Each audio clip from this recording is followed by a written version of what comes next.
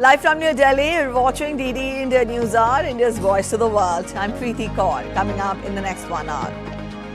First session of India's lower house of the parliament after the 2024 general elections to begin tomorrow with oath taking of members. Election of new speaker on 26th of June. India's External Affairs Minister Dr. S. Jaishankar arrives in the United Arab Emirates to hold talks with his counterpart Abdullah bin Zayed Al Nahyan.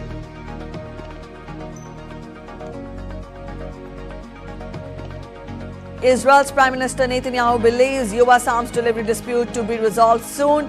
Israel Defense Chief Yoav Gallant heads to Washington to discuss Gaza-Lebanon conflicts.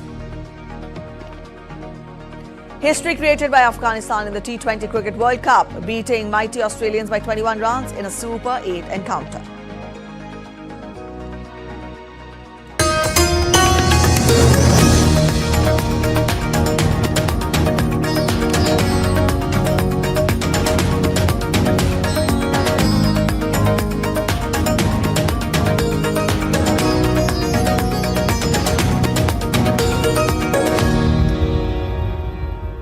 The first session of the lower house will begin on Monday after the formation of the new government.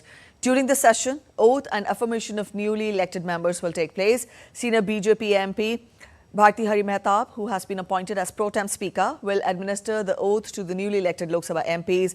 The election of the new speaker for the lower house will be held on 26th of June. The session of the upper house will commence on 27th of June. India's President Draupadi Murmu will address the joint sitting of both the houses of parliament on 27th of June. The parliament session will conclude on 3rd of next month. DD India's correspondent Mark Lane joins us live for more on this story. Mark, the first session of India's lower house of parliament after the 2024 general elections will begin tomorrow, and we've just given a broad outline to our viewers as to what is to be expected. What more can you add to this? Well, Preeti, it's a short session. It's going to be a session that will go on till the 3rd of July. And as you did mention, the first 2 days, the 543 members who've been elected will be taking their oaths, and they will then be formally entering the House as members of Parliament for this term of the 18th Lok Sabha. Their oath is going to be administered by the pro tem speaker, Bharti Hari Mehtab. He's the senior most member of Parliament. He has been a member of Parliament consistently from 1998. This is his 7th term, and 6 other terms he had been with the BJD. He is currently with the BJP. On the 26th, we are likely to see the election of the speaker's post. The speaker, once the speaker is elected, the speaker then takes over and is the head of the house, and he will be in charge, or he or she will be in charge for the next 5 years. And a speaker has a very important role under the parliamentary system. In fact, all discussions and everything that happens in the house is all addressed to the speaker. The speaker also decides what goes into the records and what doesn't go into the records. Also is really the head of all the parliamentary committees that have been decided. So the whole parliamentary functioning, the speaker really is the head of the lower house of parliament. The upper house, it is the Vice President of India who acts as the chairman of the Rajya Sabha. That is a house that is continuously in running. But the Lok Sabha is what we focus on in this session because it's taking office. This is the 18th Lok Sabha. They're coming into the office for the first time. But the President is going to address the joint sitting of both houses of Parliament. That will take place on the 26th as well, or the 27th. And the President will outline what the government is planning to do over the next 5 years. And this will then be discussed in the House. That's basically what we're likely to see. Of course, the speaker post is an interesting subject because we've not had a speaker's election actually in the country. Most speakers have been decided by consensus. There is a possibility that there would be an election for the speaker this time round. And the opposition parties are also hoping that they will get the deputy speaker's post, though the ruling dispensation believes that both the speaker and the deputy speaker post can work within them because they are a coalition. Preeti. All right, Mark, we'll leave it here. Thank you so much for joining us with those details. India's External Affairs Minister Dr. S. Jaishankar has arrived in the United Arab Emirates on Sunday. During this official visit, Dr. S. Jaishankar will hold a meeting with his UAE counterpart, Abdullah bin Zayed Al Nahyan, on wide-ranging issues of partnership. This visit will also provide an opportunity to review the entire spectrum of comprehensive strategic partnership between India and the UAE and regional and global developments. Also posting on social media platform X, India's External Affairs Minister Dr. S. Jaishankar has paid tribute to the memory of victims of AI-182 Kanishka who were killed in a terrorist attack back in 1985. He said, and I quote him, "Today marks the 39th anniversary of one of the worst attacks of terrorism in history. Pay my homage to the memory of 329 victims of AI-182 Kanishka who were killed this day in 1985. My thoughts are with their families. The anniversary is a reminder why terrorism should never be tolerated."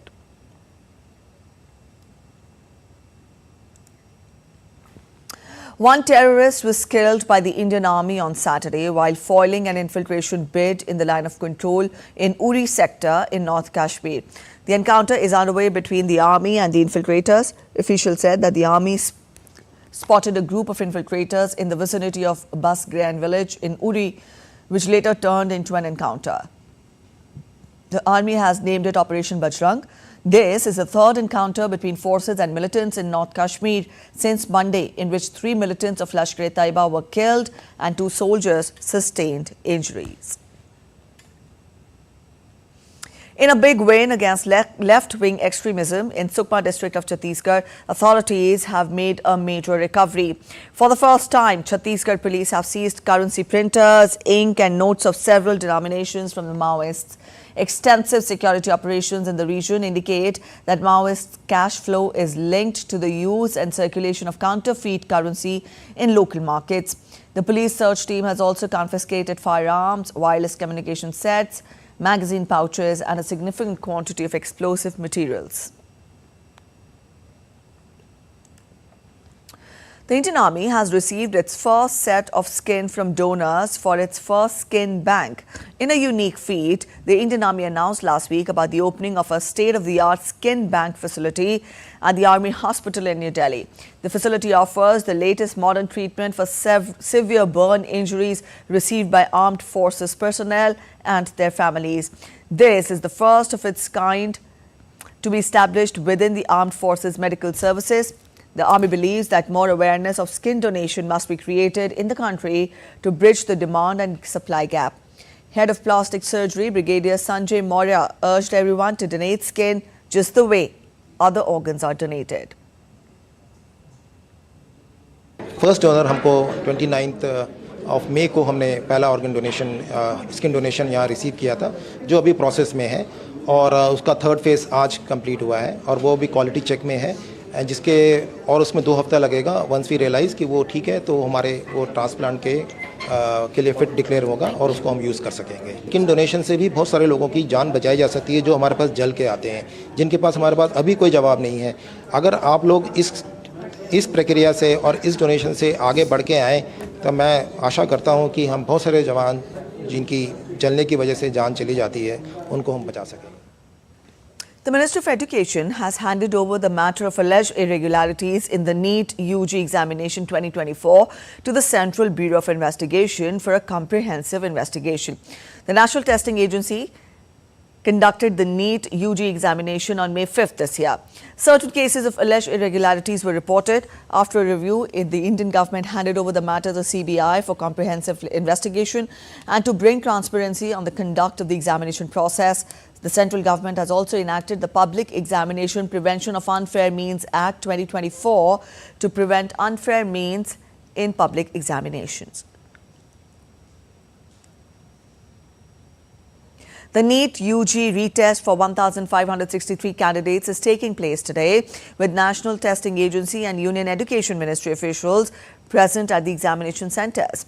The retest for the medical entrance exam is being held after the agency withdrew grace marks awarded to the students who were compensated for loss of time due to delay in the start of examination at 6 centres in Meghalaya, Haryana, Chhattisgarh, Gujarat and Chandigarh. 6 students scored a perfect 720 marks along with 61 others, leading to allegations of inflation of marks. The retest will be held at 7 centres now. Union Education Minister Dharmendra Pradhan had ruled out cancellation of NEET for now, saying he cannot jeopardize the careers of lakhs of students who cleared the exam rightfully because of isolated incidents of malpractices. The retest of the exam was announced following allegations of irregularities in NEET UG, including paper leaks.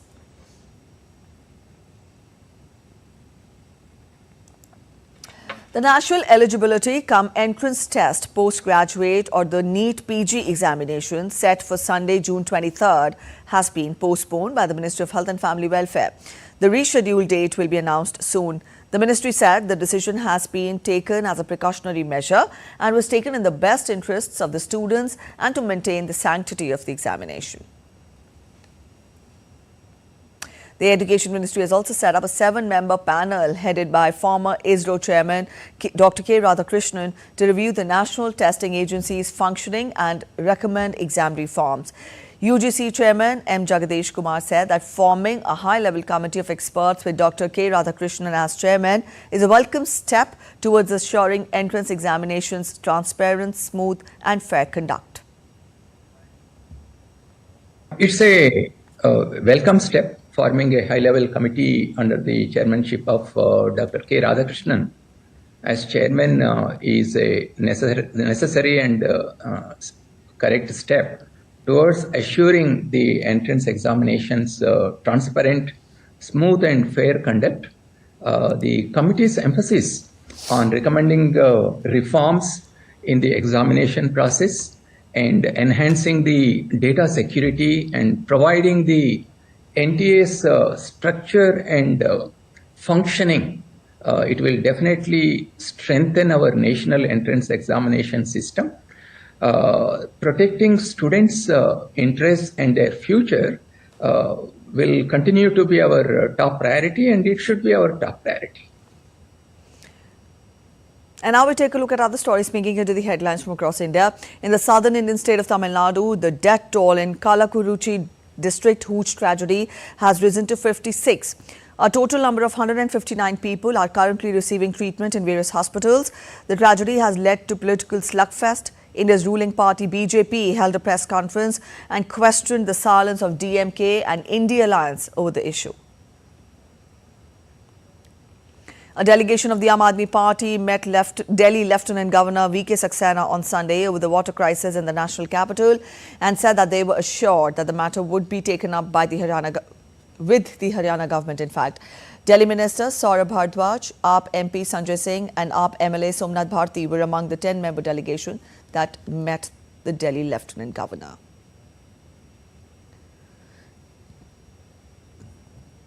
Bharat Biotech has added the Indian Council of Medical Research as co-owner of COVID-19 vaccine patent in accordance with the MOU signed between ICMR and BBIL for joint development of the COVID vaccine. Bharat Biotech worked on developing the COVID vaccine as a top priority to ensure product availability at the earliest. You're watching DD India News Hour. We're heading for a short break, but after the break, the Ukraine-Russia war continues to intensify, even as President Zelensky calls for more help from key allies.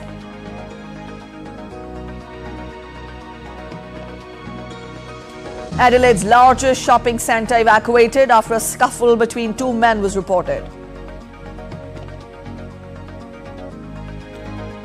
Power outages crippled functioning at UK's Manchester airport with flights delayed or cancelled on Sunday.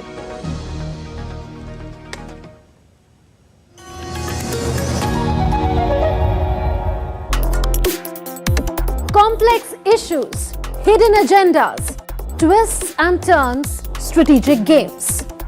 We think all dots are linked. We just need to connect them. Join me every week as I connect the dots to unravel hidden designs in statecraft, mysteries, and decode issues that matter to you. Watch Connecting the Dots with me at these times on DD India.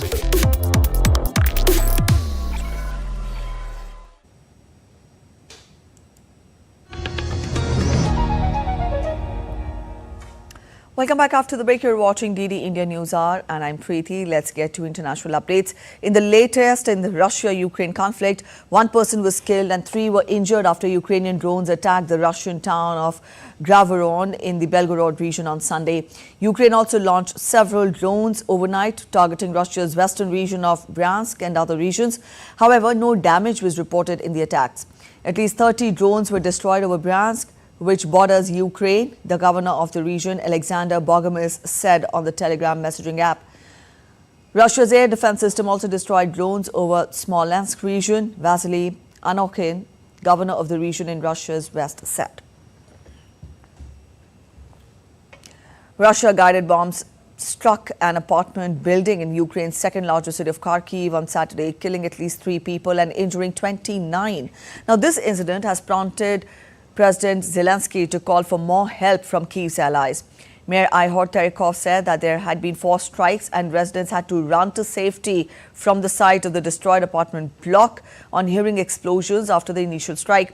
Kharkiv lies about 30 kilometers from the border with Russia. The city of about 1.3 million people has frequently been targeted in Russian attacks during nearly 28 months of war.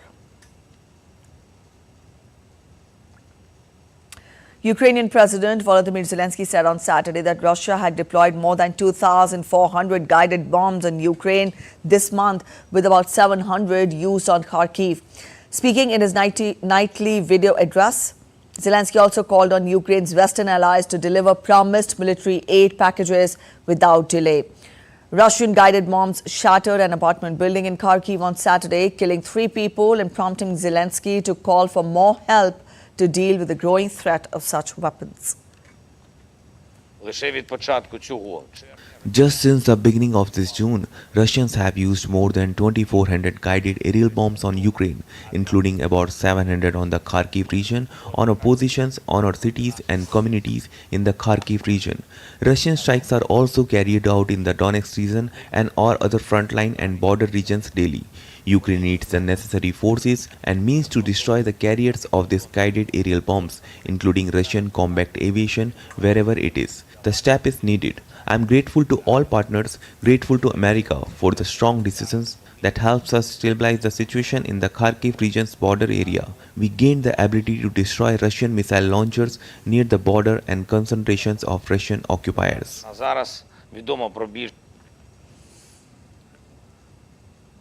All right, DD India's Dasha Charnishev joins us live from Moscow. Dasha, with the war lingering on for close to 28 months now and both the sides refusing to budge, do we really see any conclusion to the war anytime soon?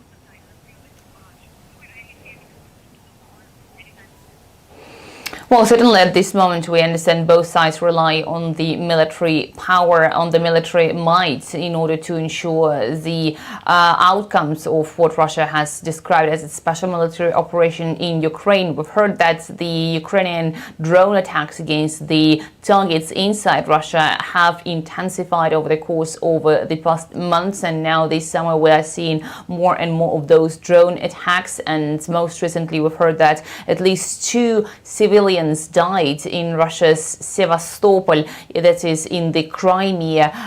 One of them is a 2-year-old child. And the death toll is certainly from those drone strikes is a constant reminder that the operation is ongoing and that Russia needs to protect its airspace from the threats coming from the Ukrainian side. That's the understanding here in Russia. The Russian Foreign Ministry most recently also issued a statement saying that Russia will take all the necessary measures to deprive the authorities in Kiev of the opportunity to deliver strikes on the energy facilities in Russia. That's according to Maria Zakharova, the spokesperson for the Russian Foreign Ministry, when she was commenting on the Ukrainian attacks against the Zaporizhzhia nuclear power plant. So it doesn't seem to be the case that either of the sides is willing to back down and to start the negotiating process, even though Russia has said that it is willing to get back to the negotiating table. But again, provided that the Ukrainian troops withdraw from the 4 regions that Russia now claims as its own.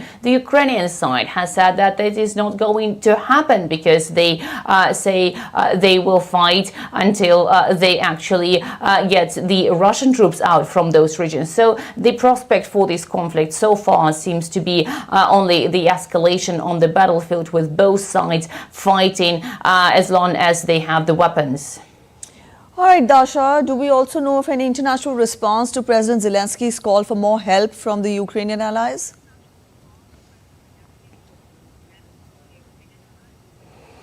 Well, Ukrainian President Vladimir Zelensky calling for more military aid is also the routine that is necessary for Ukraine, which is seen in Russia as a sort of begging, as the Russian officials describe that. So it does seem to be that the Ukrainian side constantly asks for weapons, and Russia constantly says that those weapons will be destroyed on the battlefield. That's why we are hearing the Russian Ministry of Defense constantly saying that they carry out the group strikes with high precision long range weapons against the positions where the newly arriving Western weapons that should be heading to the front lines is being destroyed with the Russian missiles. Most recently, Russian President Vladimir Putin has said that Russia can rely only on its own military equipment. Again, a reminder that Russia is going to increase the output of the military equipment, something that Ukraine cannot afford by only asking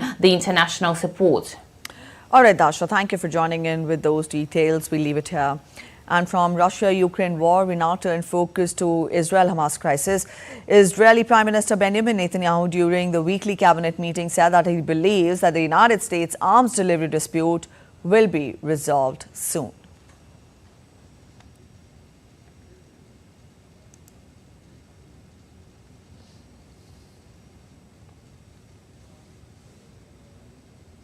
And Netanyahu's remarks come as Israeli Defense Minister Yoav Gallant has left for Washington to meet the top U.S. officials on the conflict in Gaza and also the escalating tensions with Hezbollah.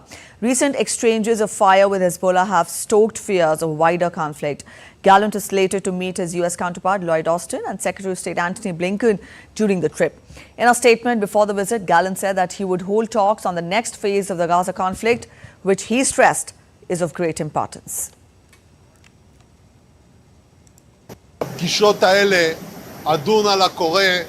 I will discuss developments on Gaza front, the Lebanon front, and they have a crucial importance at this time. We are prepared for any action that may be required in Gaza, Lebanon, and in other places as well.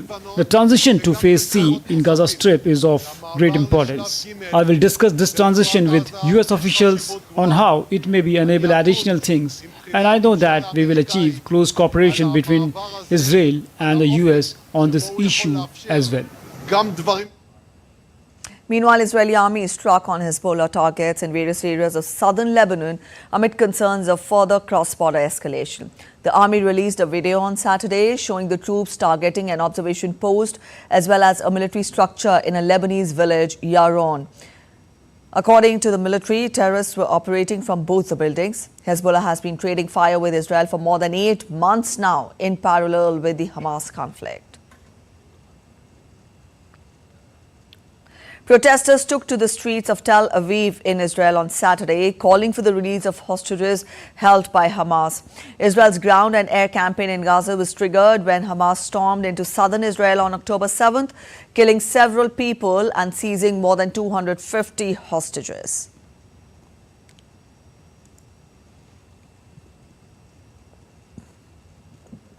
The U.S. Central Command destroyed 3 Houthi uncrewed surface vessels in the Red Sea in the past 24 hours. Now, the U.S. force added that the Houthis also launched 3 anti-ship ballistic missiles into the Gulf of Aden, but there were no injuries or significant damage. The U.S. military's Central Command also dismissed as categorically false recent claims about a successful attack by Houthi forces on the aircraft carrier Eisenhower. Former U.S. President Donald Trump courted voters in Pennsylvania, declaring, and I quote him, "If we win Pennsylvania, we will win the presidency." Trump's campaign rally at Temple University was held in a historically black area of Philadelphia, long a stronghold of Democrats. The Trump campaign has made courting black and Hispanic voters who make up more than half of Philadelphia's population, a priority this cycle, encouraged by some opinion polls that indicate that he might be gaining ground with these voters.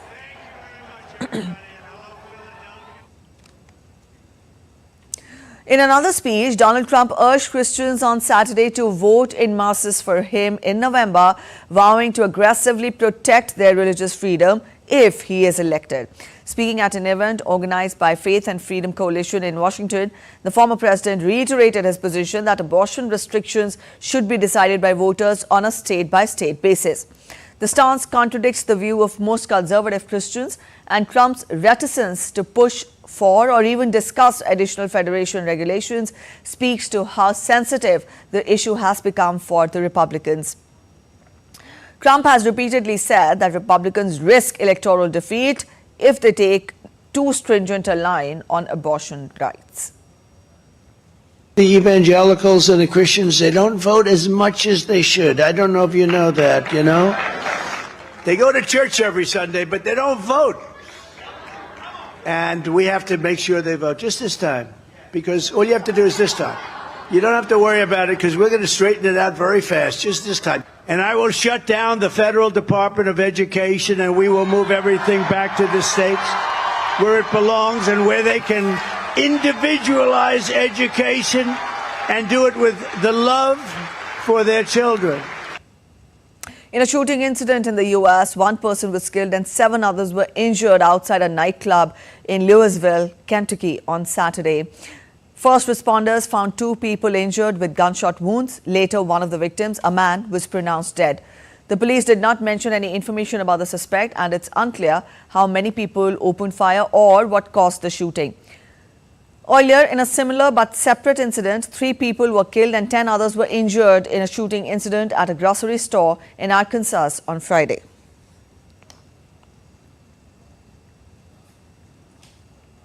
Adelaide's largest shopping centre was evacuated and locked down after 2 groups of reportedly armed young men fought in the food court on Sunday. As per Australian police, they were investigating an incident at a shopping mall in the southern city of Adelaide that led to an evacuation of the centre and resulted in some minor injuries. The incident comes less than 3 months after a man attacked shoppers with a knife at another Westfield mall in Sydney, killing 6 people.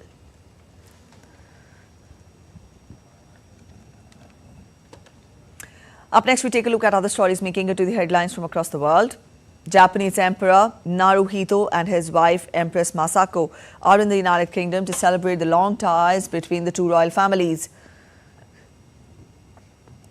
A week-long trip to Britain aims to demonstrate the deep relationship between the 2 countries. The Japanese royals will visit Oxford University, where they both studied, and will also attend a banquet with Britain's King Charles. Flights at United Kingdom's Manchester airport were delayed or cancelled on Sunday due to a major power cut causing disruptions. Media report says an issue with the power supply affected the airport and a number of other buildings. Power has been restored, but the impact will affect services throughout the day. Germany's economy minister Robert Habeck visited the BMW Research and Development Center in Shanghai on Sunday. Habeck's visit is the first by a senior European official since Brazil's proposed hefty duties on the imports of Chinese-made electrical vehicles to combat what the EU considers excessive subsidies. Up next, we're heading for a short break. You're watching DD India News Hour, but after the break, India's Home Minister Amit Shah chairs a high-level meeting to review overall preparedness for flood management in the country. Prime Minister Modi leads the nation in remembering Dr. Shama Prasad Mukherjee on his death anniversary.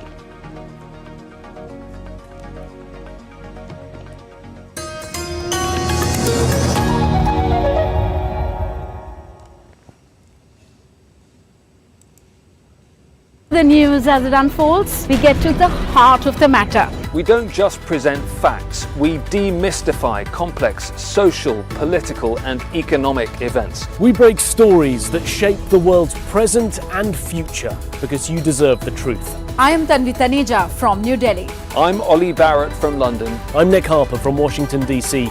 Join us on DD India Global Monday to Friday at these times.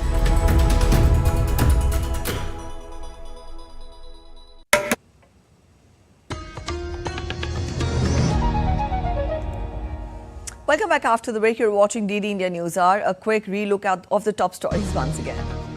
First session of India's lower house of parliament after the 2024 general elections to begin tomorrow with oath taking of members. Election of new speaker on 26th of June.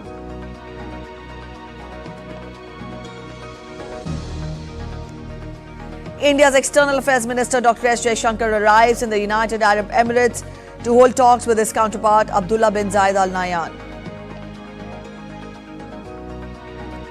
History created by Afghanistan in the T20 Cricket World Cup.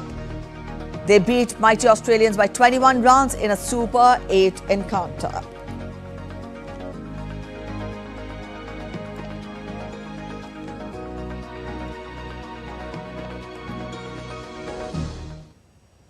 All right, let's take a look at weather updates now. The persistence of extreme weather patterns has taken its toll on people who are suffering untold miseries across Americas, Europe and Asia.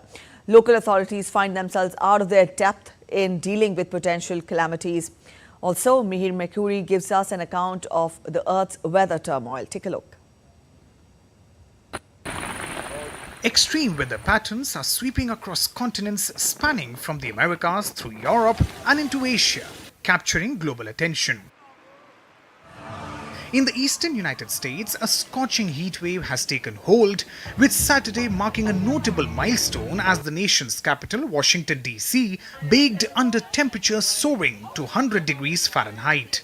Amidst the sweltering conditions, denizens of the city sought refuge in various ways. It's super hot out here, but I'm used to it, you know. I fight villains like Molten Man all the time. But man, today, everyone, make sure you stay hydrated. Because even me, I get dehydrated, and I got to make sure I'm always drinking water. Ice cold water for today, guys. On the other hand, a severe storm system has ravaged the southern regions of Wisconsin, leading to widespread flooding and causing significant damage to properties. Rock Valley City in Iowa experienced severe flooding as heavy rainfall inundated the streets. The state has issued a disaster proclamation in response to the widespread deluge.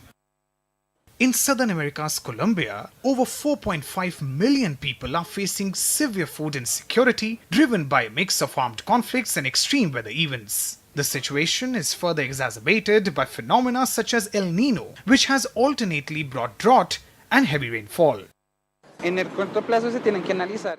the short term, we need to study these weather cycles to establish new strategies for crops and implement sustainable agriculture. We could adopt mixed cropping, which involves growing different types of crops together to better adapt to varying weather conditions.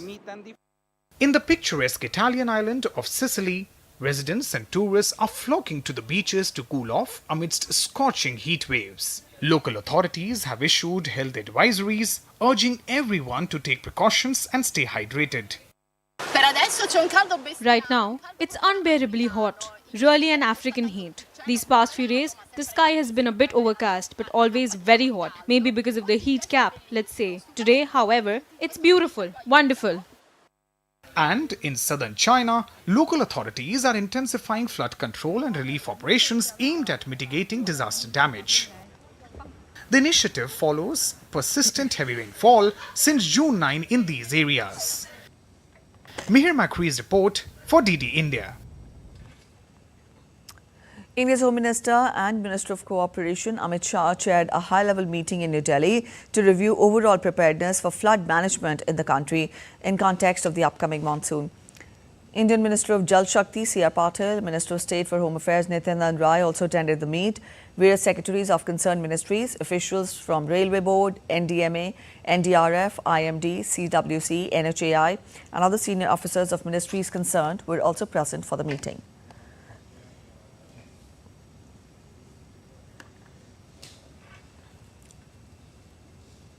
India's northeastern state of Assam has been reeling under a spell of incessant rainfall and floods brought due to it.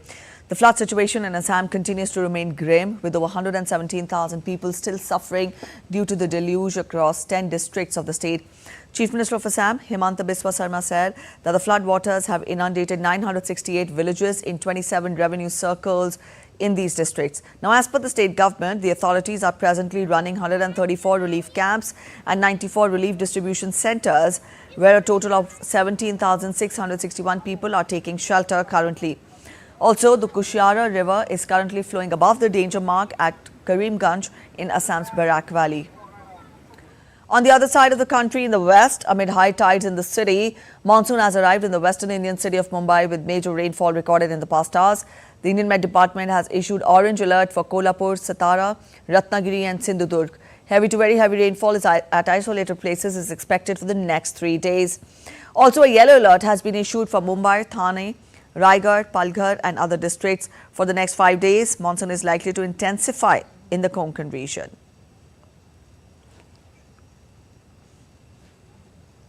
All right, Yogesh Sheetal joins us from Mumbai to spell out more. Yogesh, we've told our viewers about the monsoon arriving in the western state of Maharashtra and also how orange alert and yellow alert have been issued in different parts of the state.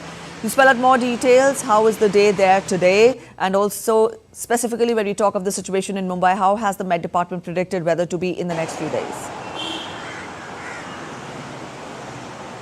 For the next 5 days, coming to particularly Vidarbha region, all the 11 districts in Vidarbha region are expected to receive moderate to heavy rainfall for the next 5 days.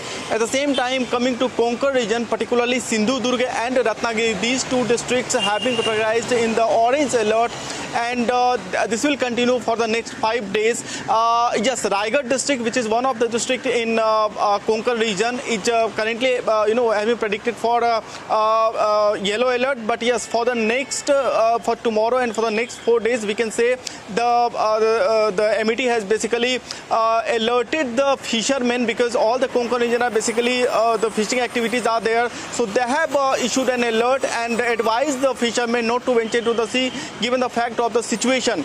Coming particularly in Mumbai and the adjoining cities like Thane, like Kalyan, like Palghar. So these districts, for these districts, basically yellow alert has been issued, and also the preparations are underway according coming to all the precautions, particularly by the BMC, by the MMRDA, Mumbai Metro also. All the agencies are standby and they are just taking sufficient measures to ensure that there is no inconvenience caused to the people. Particularly BMC, already the additional branches and the additional things have already put in place when the after pre-monsoon arrived in Mumbai. One thing which is quite important at this point in time is we have seen in Mumbai particularly already all the 7 lakes in Mumbai which basically supply to the drinking water to the residents are only languishing at roughly 5% of the total capacity, and that's the reason we have recently seen the water cut was also announced by the government of Maharashtra and the concerning authority. So currently, since the monsoon is not good amount of monsoon Mumbai is receiving at this point in time, so water crisis we can say is still persisting in the city. But yes, if the monsoon intensifies in the days to come, we can expect some sort of relief, some sort of respite to the people of Maharashtra when it comes to water supply, particularly in that note we can say. Back to all right, Yogesh. Thank you for joining in with those details from Mumbai. Changing track to other updates now. Indian Space Research Organization on Sunday said that it has achieved a 3rd consecutive success in the reusable launch vehicle landing experiment. The winged vehicle named Pushpak executed a precise horizontal landing, showcasing advanced autonomous capabilities under challenging conditions. The space agency said that the mission simulated the approach and landing interface and high-speed landing conditions for a vehicle returning from space, reaffirming ISRO's expertise in acquiring the most critical technologies required for development of a reusable launch vehicle.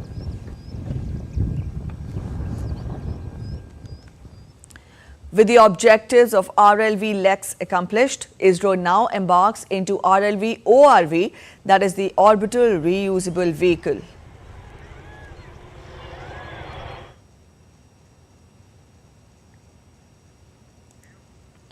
In a big decision for the central government employees, the Government of India has amended the Central Civil Services Leave Rules 1972, which will now entitle the surrogate mother and the parents who adopt that child with childcare leave. The notification confirming the same was issued by Department of Personnel and Training of Government of India last week. As per the notification, in cases of surrogacy, the surrogate, if she is a central government employee, will be eligible to get 180 days of maternity leave. The commissioning mother with less than 2 surviving children will also be granted maternity leave for 180 days in case either or both of them are government servants. Also, the commissioning father, who is a male government servant with less than 2 surviving children, will also be granted paternity leave of 15 days within the period of 6 months from the date of delivery of the child. A conference on India's progressive path in the administration of the criminal justice system was held on Sunday in the South Indian city of Chennai. The event served as a precursor to the implementation of new 3 criminal laws set to take effect from 1st of July. The conference was attended by Arjun Ram Meghwal, India's Minister of State for Law and Justice, and Dr. L. Murugan, Minister of State for Information and Broadcasting and Parliamentary Affairs. Chief Justices of the High Courts of Madras, Karnataka, Kerala and Telangana were also present on the occasion. As July 1st approaches, a new set of laws are ready to be implemented. The new laws are set to overhaul the existing Indian Penal Code, Code of Criminal Procedure and Indian Evidence Act. The Parliament passed 3 new criminal laws, the Bharatiya Nyaya Sanhita, the Bharatiya Nagrik Suraksha Sanhita and the Bharatiya Sakshya Adhiniyam. These will replace the Indian Penal Code 1860, the Criminal Procedure Code 1973 and the Indian Evidence Act 1872 respectively. These acts have received President of India's assent and have been notified in the official gazette. Death anniversary of Dr. Shyama Prasad Mukherjee is being observed in India on Sunday. He made significant contribution in the fields of education, politics, society and culture. He sacrificed his life for a united Bharat, opposing 2 flags, 2 legislations and 2 heads for Jammu and Kashmir. His legacy is celebrated yearly as a symbol of national integrity, especially after the abrogation of Article 370 in 2019. On this occasion, India's Prime Minister Narendra Modi took to his social media account on platform X and said that, I quote him, respectful tributes to the great son of the country, eminent thinker and educationist Dr. Shyama Prasad Mukherjee on his martyrdom day. He dedicated his life in the service of Mother India. His dynamic personality will continue to inspire every generation of the country.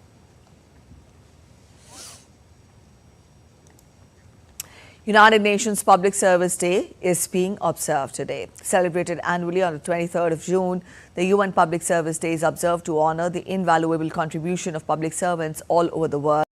This day serves as a reminder of the vital role that public service plays in fostering community growth and well-being.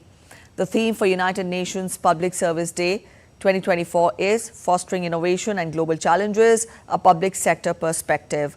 This theme emphasizes the importance of innovation in addressing the complex challenges faced by communities worldwide, highlighting the role of the public sector in driving meaningful change. The UAE witnessed display of unity and wellness as Abu Dhabi and Dubai hosted grand celebrations for the 10th International Day of Yoga. In Abu Dhabi, the Indian Embassy with Abu Dhabi Sports Council organized a yoga session. Over 1,500 participants joined the event. Also, Dubai saw an even larger gathering with more than 5,000 people converging at the World Trade Center. The Indian mission in Dubai with Friends of India, Arab Yoga Instructors Council and Dubai Sports Council orchestrated the celebration, marking the oneness of body and mind. As you inhale, stretch your arms out. Fingers are pointing straight up. Also, you're watching DD India News Hour. We're heading for a short break. But after the break, aimed at empowering Indian nurses for global career opportunities, 32 healthcare professionals felicitated for completion of B1 level of German language training.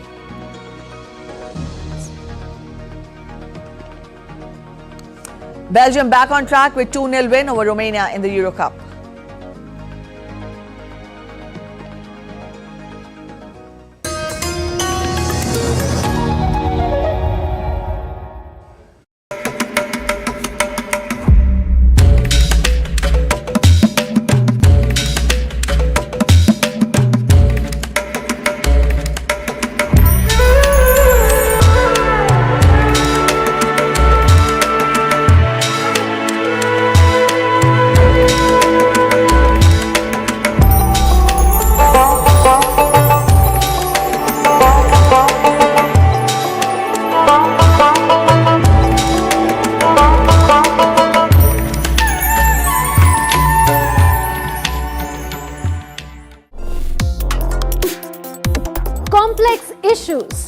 hidden agendas, twists and turns, strategic games.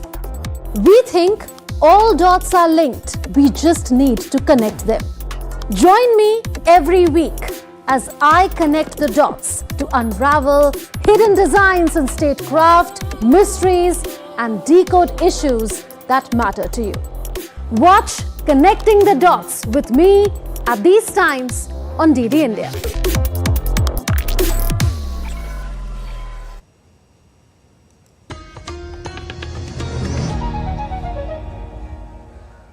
Welcome back after the break. You're watching DD India News Hour. Aiming to empower Indian nurses for global career opportunities, India's Minister Jan Chaudhary felicitated 32 healthcare professionals on Saturday for successfully completing B1 level of German language training. The training aims to equip nurses with necessary language skills for a successful career and livelihood in Germany. This development reaffirms the government's commitment to making India the global hub for skilled talent and outlines the ambitious strategies under Skill India mission. The 2 to 3 month comprehensive residential training program was imparted to all the candidates under the Skill India International Initiative. Delivered by professional German native trainers, the program ensures that participants receive top-notch language education.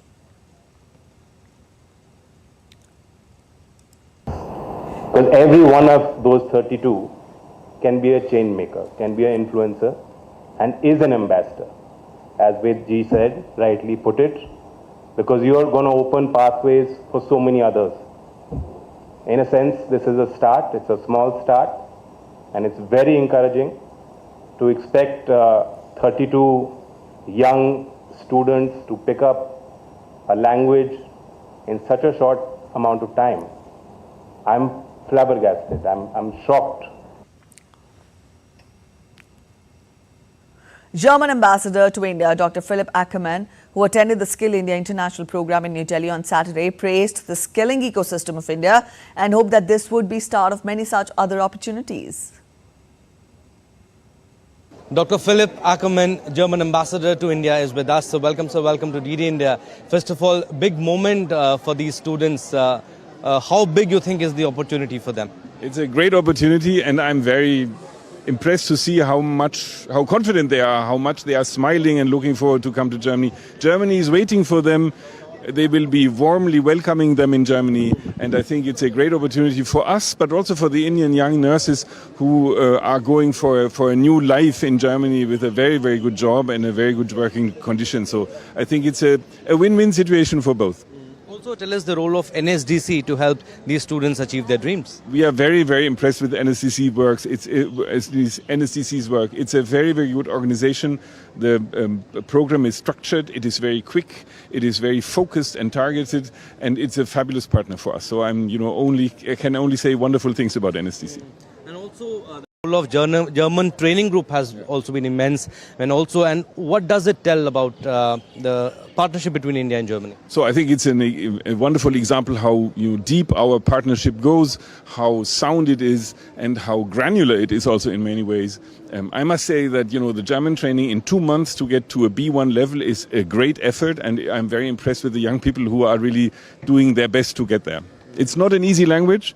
It's a bit like Hindi in many ways, but I'm very impressed with the level of language they get in a very short time. Thank you for speaking to DD India. With cameraman Gaurav, this is Abhishek Mahajan in Delhi for DD India. Let's turn focus to sports updates now in cricket. In fact, the T20 Cricket World Cup, Gulbuddin Naib's deadly spell guided Afghanistan to a historic 21-run victory over Australia in the Super 8 match on Sunday. Chasing 149, Australia lost early wickets before Glenn Maxwell came to the rescue and dominated the Afghan bowlers. Maxwell scored 59 off 41 balls and brought Australia back into the game. Also, the Afghan bowlers bounced back in style and bundled out Australia for 127 and registered a thrilling win. Naib scalped 4 wickets while Naveen-ul-Haq scalped 3. This was Afghanistan's first ever win over Australia in international cricket. Earlier in the match, Australian pacer Pat Cummins also became the first bowler to register consecutive hat-tricks in the T20 internationals.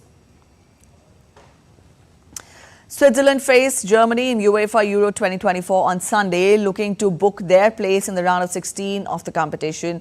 Germany are already through to the knockout stage. Germany built on their 5-1 win over Scotland in the tournament's opening game with a 2-0 defeat of Hungary that saw them secure progress to the knockout stages with a game to spare. On 3 of the 4 previous occasions, Germany started a Euro with 2 wins from 2. They have gone on to be crowned European champions, and with a deep run into the tournament in mind, Nagelsmann could be tempted to make good use of his squad. Switzerland have avoided defeat to Germany in their last 3 contests, and a point for Murat Yakin's team will see them join their opponents in the round of 16 while confirming the hosts as Group A winners. Moving on to Football Euro Cup, Belgium secured a 2-0 win over Romania in an incredible action-packed game on Saturday that set up a final round showdown with all the 4 teams in Group E on 3 points. Belgium were under pressure in Group E after losing their opening game to Slovakia, but responded with an outstanding attacking display to illustrate exactly why they are rated among the favourites in Germany. In a magnificent, colourful atmosphere, Yuri Telemann's low drive put them ahead after 73 seconds, setting the platform for Belgium to create a host of chances. Belgium now have the chance to secure a place in the last 16 when they face Ukraine in their final game on Wednesday.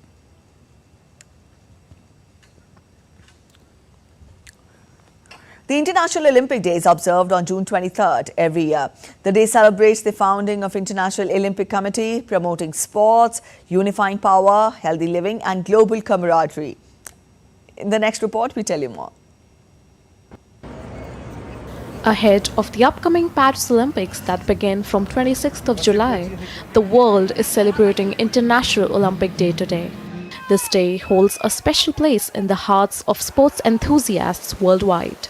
This momentous occasion commemorates the founding of the International Olympic Committee on 23rd June 1894 at the Sorbonne in Paris, serving as a reminder of the unifying power of sports. The day was established by International Olympic Committee in 1948 to encourage individuals from all walks of life to embrace the Olympic values of excellence, friendship, and respect. The theme for International Olympic Day 2024 is Let's Move and Celebrate. Inspired by the Olympic spirit of movement, this theme encourages people to find ways to move and celebrate their joy of movement.